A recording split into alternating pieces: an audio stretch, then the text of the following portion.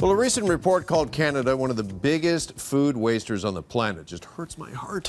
From farm to table, every Canadian on average tosses away about 170 kilograms of food a year, and there are some serious environmental repercussions as a result. But not everything we throw away is waste. Michelle Jaelin is a registered dietitian, and she joins us with some tips and tricks to help you better preserve and prepare foods we may otherwise toss in the trash. Welcome, Michelle. Thank you for having me. Let's begin with expiry dates, because my mom believes she's an expiry date officer, and she goes into my fridge almost all the time checking expiry dates. Do we need to be that particular about expiry dates? What's a definite no-no, and what's one we can kind of keep in the fridge for a little while longer? So that's the interesting thing, because people actually mistaken expiry dates for best before dates. Okay. And what they actually mean is that the food is still safe to eat, but it may not be at its best quality. Okay. So I kind of do the smell test. If it still smells fine, it's all right, isn't it? Well, that's the thing too, is that, yeah. Or no? Yeah. Well, you know, like a lot of times we're throwing away more food than we probably want to, but a lot of that is because, you know, we're mistaking them for expiry dates, and really it just means that the food may not be as fresh as when we first bought it. Yeah. Right, okay. So it reminds me back in the day, my mom would used to do that. She'd get in the fridge and go, here, eat this, it's going to spoil. It's going to spoil. It's already spoiled. Yeah. Have it anyway.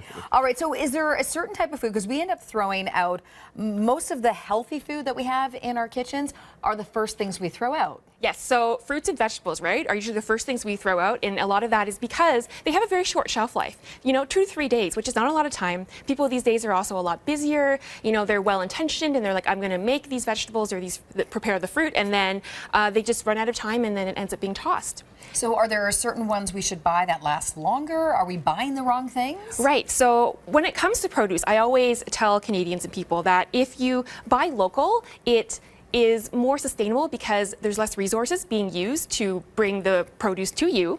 But right here, right now, I've got some tomatoes and some strawberries, and they're from Mucci Farms, and they're local and they're greenhouse grown.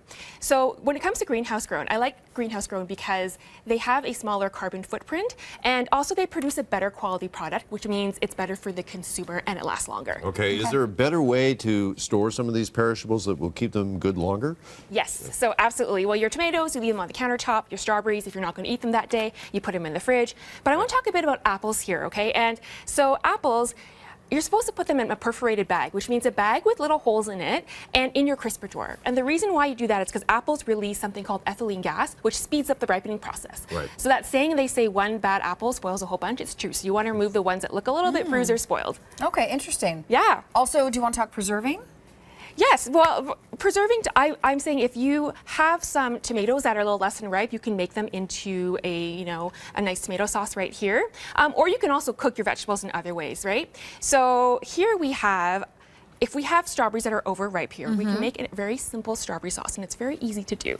Okay, so this is what we're talking. So instead of throwing it out immediately, because you may not want to eat it whole, turn it into a sauce, turn it into a compote, something. Yes, that's right. So what I have here, and right now, is a very simple syrup. It's just water and sugar. And Caroline, I'm going to let you stir that for me.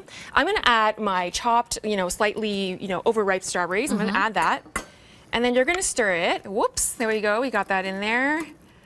Yeah, I got all my strawberries. And you're going to stir it. And then I'm going to add a squeeze of lime juice for a little bit of citrus kick right there. Okay. And then I'm also going to add some of my cornstarch and water. It's kind of to thicken it up a little bit. So about 3 or 4 minutes later, we let that simmer. Yep. We actually end up with a really beautiful strawberry sauce right here that's already done, that I made right here. And I'm going to top it off on my waffles right here. And you know what? You can use this on yogurt. You can have this on, ooh, that's a very nice one.